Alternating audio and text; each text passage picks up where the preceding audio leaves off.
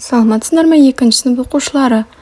Дүниетанудан 28 және 27 сабақтарды орындайық. 27 сабақ жергілікті жерді бағдарлау. Сен тұспағдар құралымен және жергілікті жердегі белгілерге қарап көкжиек тұстарын анықтауды үйренесің. Ақмарал: бағдарлау бұл жергілікті жердің көкжиек тұстарын анықтау. Тал түсте күн төбеде болады. Күнге арқаңды беріп тұр, суреттегідей. Сенен түскен көлеңке солтүстік бағытты көрсетеді. Өкше жағың оңтүстік, оң қолың шығыс, сол қолың батыс бағытты нұсқайды. Солтүстік С, оңтүстік О, батыс Б, шығыс Ш деп белгіленеді. Бұлар көкжиектің негізгі тұстары болып саналады. Екінші суретті зертте. Көкжиектің аралық тұстары болады.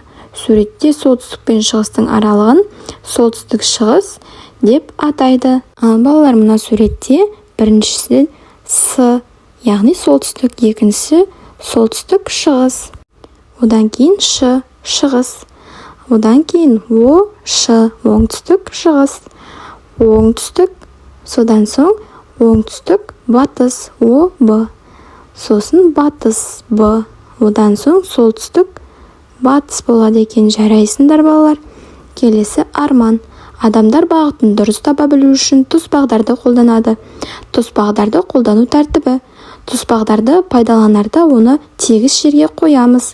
Оның тежегішін ағытып, тілі тоқтағанша күтеміз. Көк тілі С, солтүстік бағытты, қызыл тілі О, оңтүстік бағытты көрсеткенше тұспағдардың қорабын бұрамыз.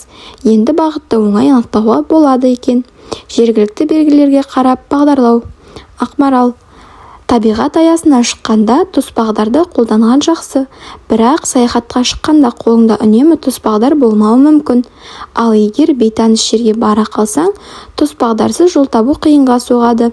Мұндайда адасып кетпеу үшін күн арқылы көкжиек тұстарын анықтауыңа болады. Арман: ертеде теңізшілер бағыттарын жұлдызға қарап анықтаған, себебі темірқазық жұлдызы үнемі солтүстік бағытты көрсетеді. Жергілікті жерді бағдарлау үшін табиғи белгілерді пайдалануға болады екен балалар. Жарайсыңдар. Келесі жылы жаққа ұшатын құстар көктемде солтүстікке, ал күзде оңтүстікке қарай бағыт алады. Құмырсқалар илеулерін ағаштардың оңтүстік жағына салады. Кесілген ағаштардың шеңберлерінің арасы оңтүстікке қараған жағында алшақтау болады. Ін қазатын жануарлардың ұясының аузы оңтүстікке қарайды. Жеке өскен ағаштың солтүстікке қараған жағының бұтақтары қысқа әрі сирек болады. Енді суретке қарайық балалар. Бұлар бақылаушы адамның жергілікті жерде бағытын табуына көмектесетін табиғи белгілер екен. Жарайсыңдар балалар. Енді адамдарға жергілікті жердегі табиғат белгілеріне қарап бағытты анықтау үшін не қажет? Енді бізге міне суретте берілді, ағаштың діңі, құмырсқаның илеуі және басқа да аңдардың інінің аузы оңтүстікке қарайды екен. Жарайсыңдар балалар. Келесі 28 сабақ ауа райы. Адам өміріне ауа райының әсері. Сен адам өміріне ауа райының қалай әсер ететінін білесің. Арман: сен ауа райы ауаның белгілі бір уақыттағы белгілі бір жердегі жай-күйі екенін білесің. Ауа райын болжау үшін ауаның температурасын, желдің күшін, аспандағы бұлттың жағдайын, жауын-шашынның болатынын анықтайды. Балалар, суретке қарайық. Ауа райы жылы немесе салқын, жаңбырлы немесе желді болады. Бұл жер бетіндегі ауаның өзгерісіне сай байқалатын құбылыс. Ауа райының температурасын термометр құралымен өлшейді.